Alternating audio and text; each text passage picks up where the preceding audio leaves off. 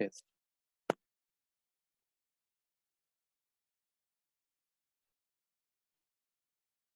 So what is Z test? Z test is a very basic statistical measure.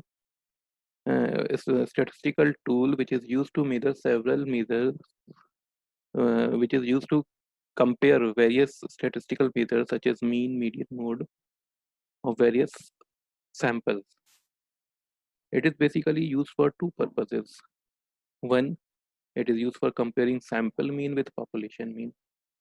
For example, we need to find out what is the average marks of students of AKTU in business research method, in the subject of business research method.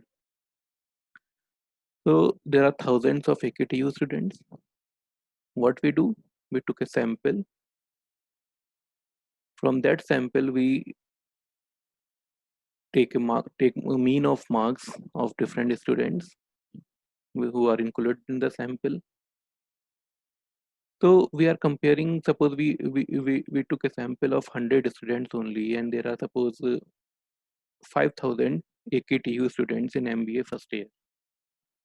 So from those 100 students which are included in our sample, we will take their average, and we will compare their average marks with the marks of the population. In other words, we we, we want to generalize the marks, average marks obtained from the sample for the whole population.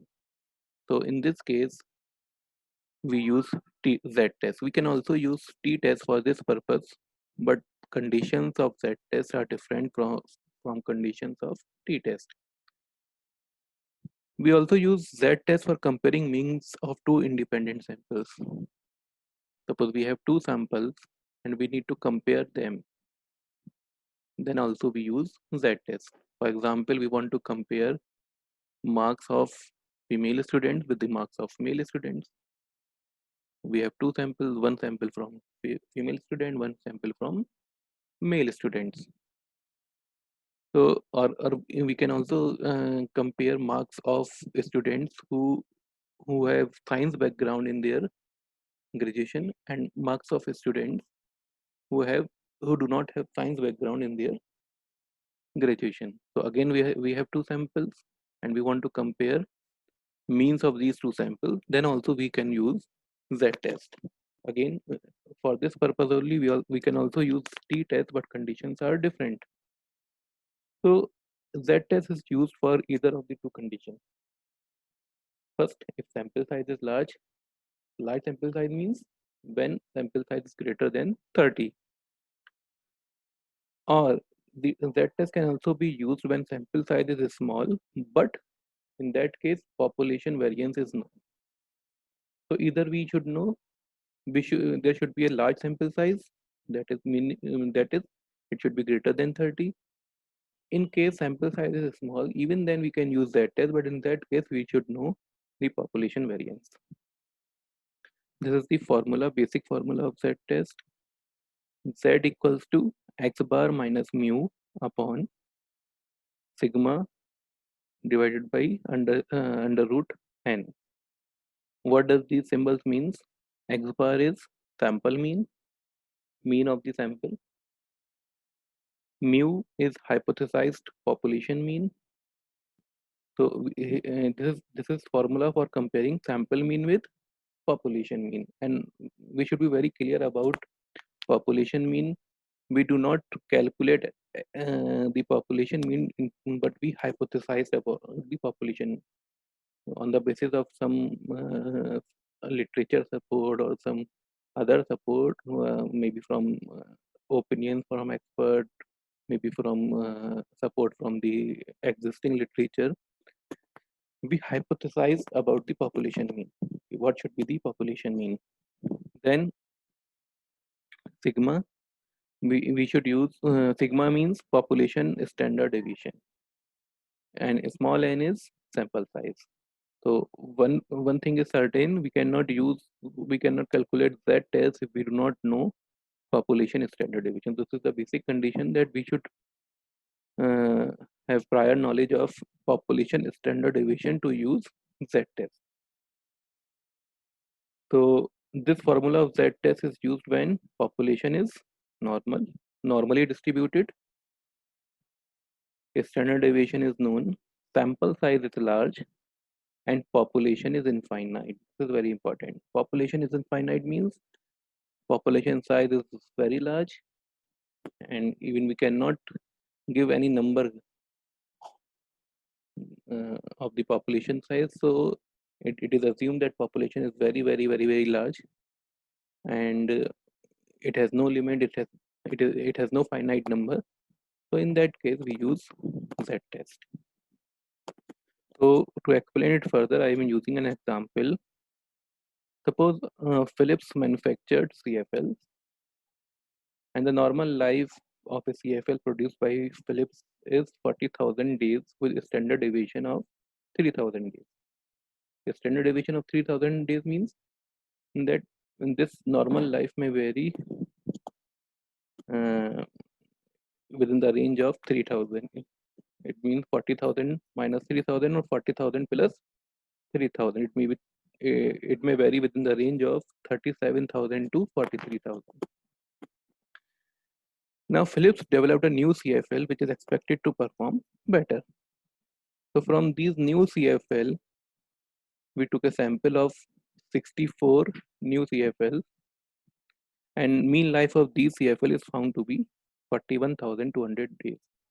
So mean life of normal CFL was only 40,000 days, but mean life of new CFL is found to be 41,200 days.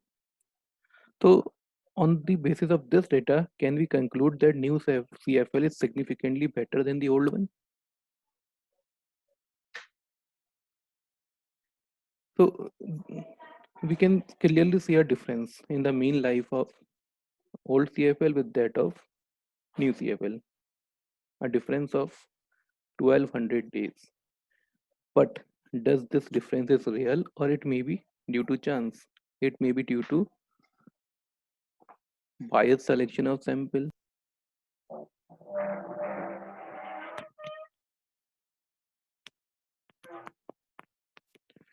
So this difference to determine whether this difference is real or it is by chance, we need hypothesis testing.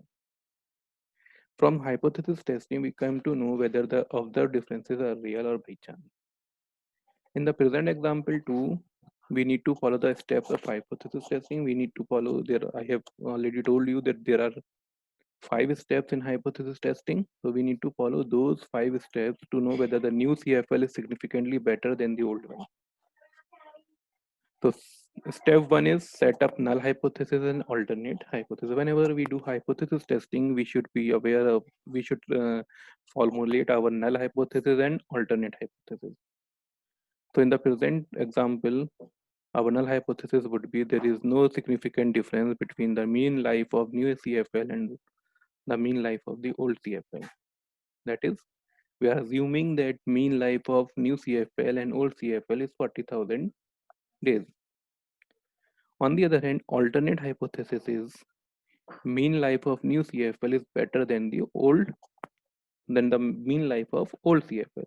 That is, we are assuming that the mean life of new CFL is greater than 40,000 days.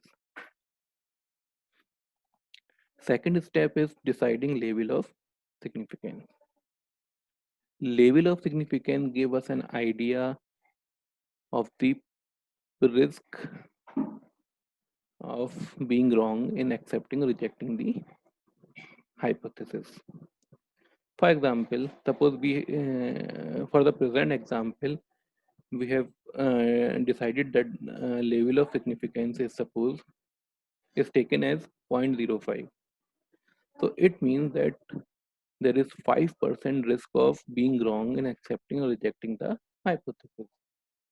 If we accept the hypothesis, there is 5% risk that we have made the wrong decision, and we have accepted the hypothesis that we should reject. If we reject the hypothesis, then there will be 5% risk that we have rejected the hypothesis that we should accept. This can also be referred as 95% confidence level. Level of significance can also be taken as 0.01 or 1% or 0.10, 90%. For example, in medical science research, uh, there is high risk and there is high dependence on the research findings, and research findings are related to the life and death of a patient. So they are very strict with their results. So they took zero level of significance at 0.01. And if sometimes we can be more lenient and we can take 0.10 or 90%, sorry, 10% of level of significance. But whatever may be the level of significance, most of the time you will get the value of level of significance in your questions in exams. Third is deciding test criteria. Then we will have to decide that what test we should use, whether we should use that test, t-test, chi-square, f-test, or any other test. So in the present condition, one thing is very clear that we need to compare sample mean with the population mean. Here sample mean is mean of 64 new CFLs that we have taken, and the population mean is normal life of CFLs or normal life of existing CFLs or old CFLs. First condition is very clear. We need to compare sample mean with population. Second condition here that we can notice is n is equal to 64. It means that sample size is greater than 30. It is 64, it is greater than 30. So when sample size is greater than 30, we use that test. For this condition, when we compare sample mean with population mean, we can either use Z test or T test. If sample size is less than 30, we use T test. But if sample size is greater than 30, we use Z test. So in this condition, we will use Z test. So again, we are depending on this formula. So here x bar, which is sample mean, it is 41,200. Mu, which is population mean, it is 40,000. Sigma, which is population is standard deviation, it is 3,000, and n is 64. Putting all the values in their respective places, and when we calculate z, we get the value 3.2. Then we move to step 5, that is decision of accepting or rejecting the null hypothesis. At 0.05 level of significance, whenever we do any test, there are some critical values or table values which are predetermined, and they are often given in the question. So at 0.05 level of significance, critical value of z is plus minus 1.64. It means z can be plus 1.64 or z can be minus 1.64. Here direction is meaningless. Here sign of plus or minus is meaningless, but we can say that for at 0.05 level of significance, critical value of z is 1.64. It will always be given in question. We have computed value of z as 3.2. So to make a decision, we compare this computed value with critical value or table value. In case computed value is greater than critical value, null hypothesis is rejected and alternate hypothesis is accepted. For an opposite condition, if computed value is less than critical value, we will accept the null hypothesis and reject the alternate hypothesis. In the present example, z is 3. Computed value of z is 3.2 and critical value of z is 1.64. So if we compare, we will find out that computed value of z is greater than critical value of z. So computed value is greater than the critical value. Computed value is greater than the critical value. And what is the rule? If computed value is greater than the critical value, we reject the null hypothesis and we accept the alternate hypothesis. So what was the null hypothesis? Null hypothesis was there is no significant difference between mean life of new CFL and old CFL. So we reject the null hypothesis. It means we cannot say there is no significant difference between mean life of new CFL and old CFL. It means there are significant differences between new CFL and old CFL. And we accept the alternate hypothesis. What is the alternate hypothesis? Mean life of new CFL is better than the mean life of old CFL. So, or we can say that mean life of new CFL is greater than 40,000 days. So we accepted that mean life of new CFL is better than the mean life of old CFL, and hence we can conclude that the new CFL is significantly better than the old CFL. So this is all about, this is only the first part of Z-test, Z-test which is used for comparing mean, sample mean and population mean, and when the population is infinite. There are many other conditions such as uh, when we compare sample mean with population mean. When population is finite, then we will have to use a different formula. When we have to compare two different means, two different samples, then we will have to use different formula.